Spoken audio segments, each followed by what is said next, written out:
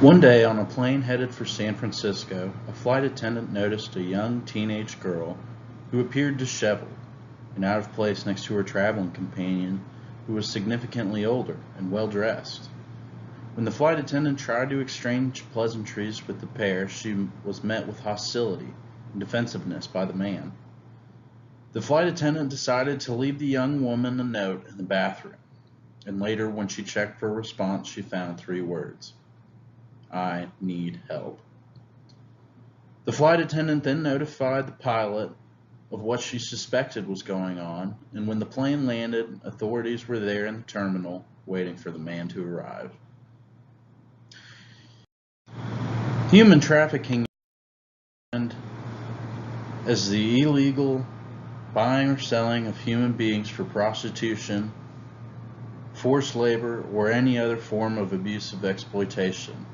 In this presentation, I will be bringing to light this horrible crime and how close it hits to home, discussing the scale of the crime, as well as ways we can get involved and make a difference, just like that flight attendant did on her way to San Francisco. Human trafficking is like a fringe crime. The term can conjure images of middle-of-nowhere truck stops or back alley dealings in big cities. While these instances do happen, this crime is being committed all over the state, and not just the big cities of Dallas, Houston, or San Antonio. In fact, throughout the country, 86% of counties with populations over 250,000 have reported human trafficking as a, quote, serious problem. That translates to more than 16 counties in the Lone Star State experiencing problems with human trafficking. Places like Denton, Tarrant, and surrounding counties are not immune to this evil. Another staggering fact is Texas is ranked in the top 3 states in reported cases of human trafficking. Now for the numbers. According to humantraffickinghotline.org, in 2016, there were 670 reported cases of human trafficking in Texas alone. Of these, more than a third involved a minor.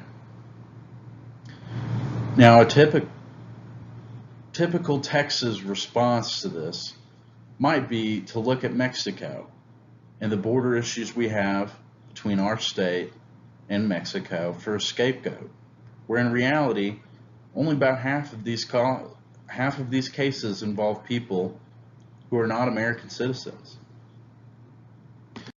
No other than the moral obligation to help our fellow man. Why should we care? Well, the answer lies again in the numbers.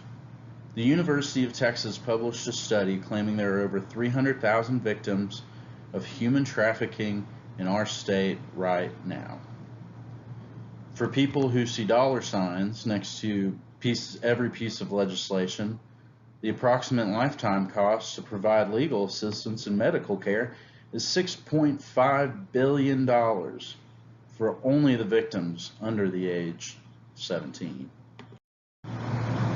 Now, the flight attendant mentioned before was able to identify a few signs that didn't inherently signify that human trafficking was occurring, but rather a few things that made her feel uneasy or that the child was in some kind of danger.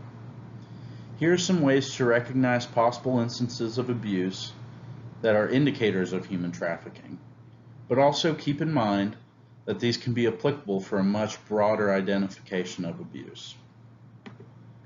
The person doesn't speak for themselves, or a third party mediates their answers. Now, this doesn't mean that if someone is in a restaurant and orders something for someone else, that they are in danger. But rather, we're looking for the excessive, constant lack of individuality of a person who can't seem to be without a handler or a person of authority. The person may look depressed, anxious, avoids eye contact, inexplicable bruises, or looks malnourished. Again, this should be considered a flag, a possible indicator that something unsavory is going on. Be aware of physical appearance, and the outward appearance of mental health is an important factor too. The person may not be able to say where they are, where they live, what they do.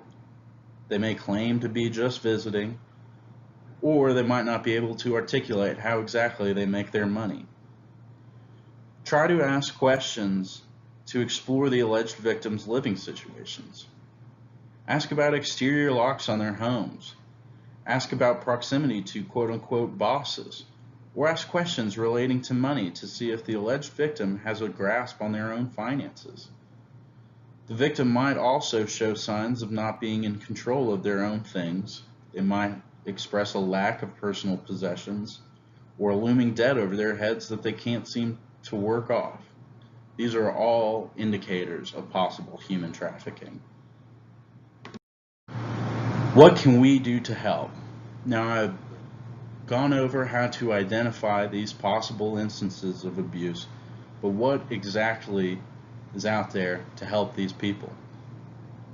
Of course, in any situation where you feel a person may be in immediate danger, you should call the police.